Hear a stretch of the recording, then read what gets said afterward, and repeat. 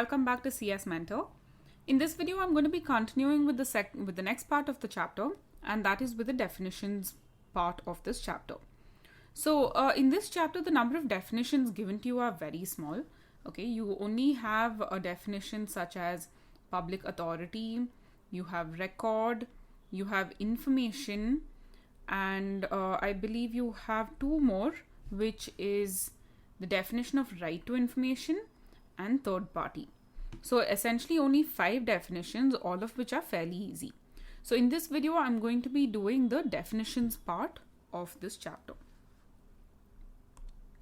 So friends, the first definition, let's look at the definition of public authority.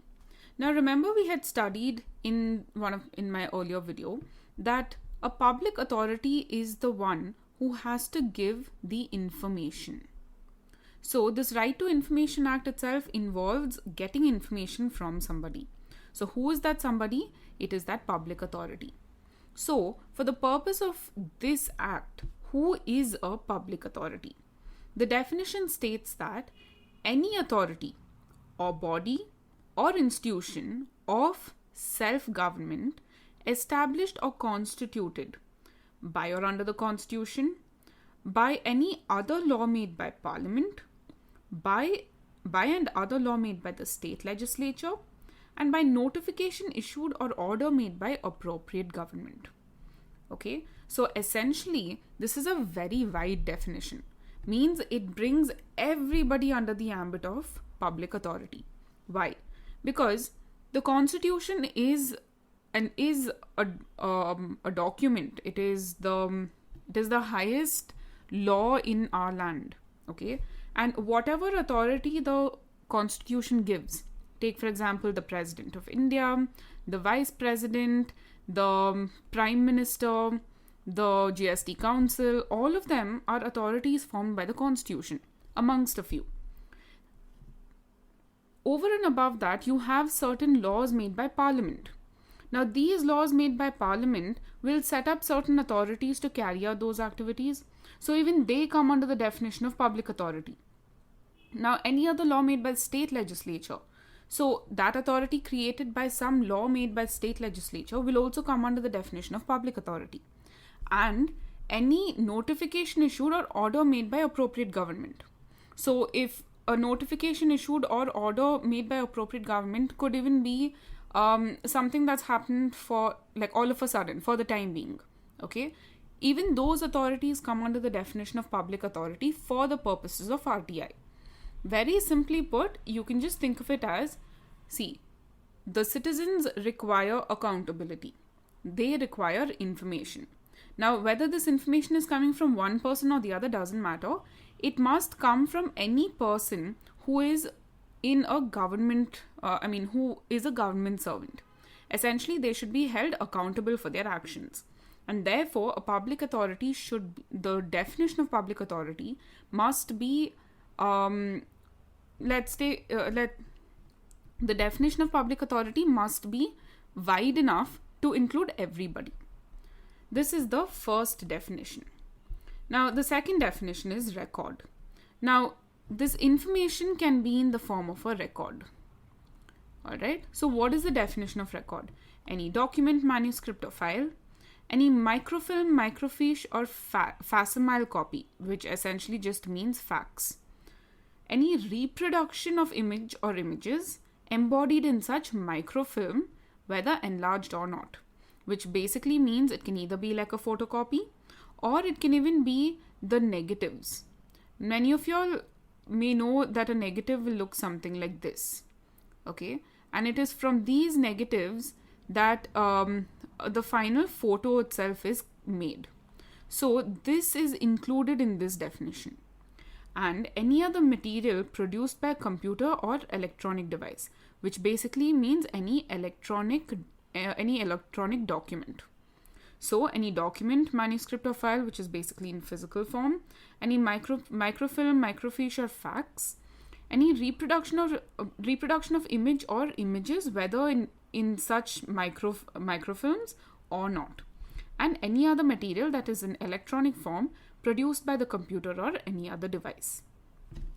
Now, the next definition that we'll be looking at is the definition of information. You see, information, the definition at least, in terms of understanding it, simply just means everything.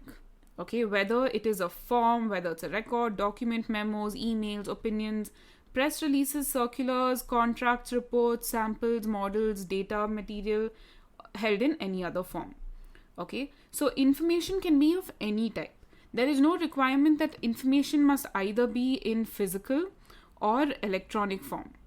Okay, I'm just going to write E form. There's no such requirement. Any kind of information stored in any format whatsoever is considered to be information, and it must be handed over at the time of request. The next definition is your definition of right to information. Now, what the Right to Information Act itself is what we're studying. So, what do you mean by the right to information? It means the right to information accessible under this act, which is held by or under the control of any public authority. So, this public authority is what definition we read right now. It is basically any authority who comes under any authority formed by the Constitution, by any law made by Parliament, by any law made by state legislature, or by any notification or order. So, it is the ability to access any kind of information under the control of public authority. And this right includes the right to take notes, extracts, certified copies of documents or records. What do you mean by this? Taking notes and extracts, it's understood. You can go ahead and you can take a photocopy of the same. Okay?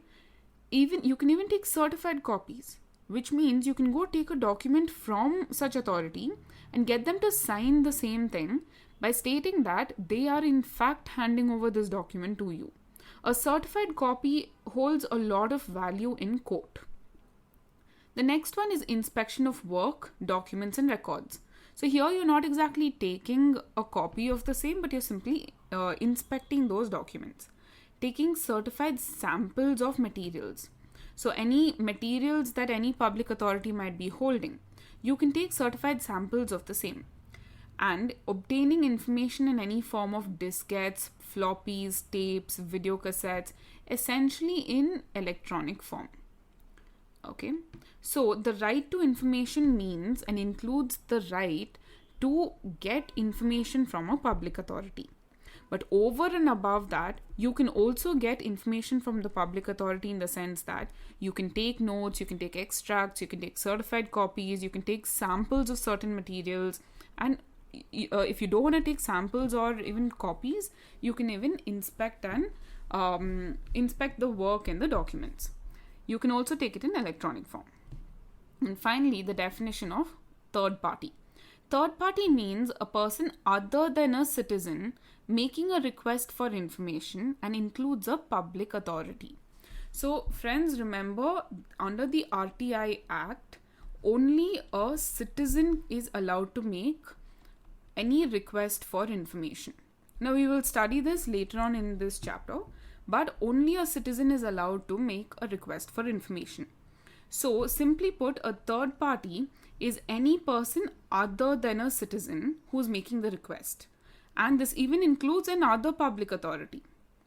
Let's take, for example, the telecommunication authority.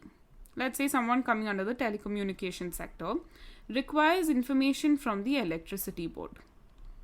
So this, for the purpose of this act, this authority will be termed a third party.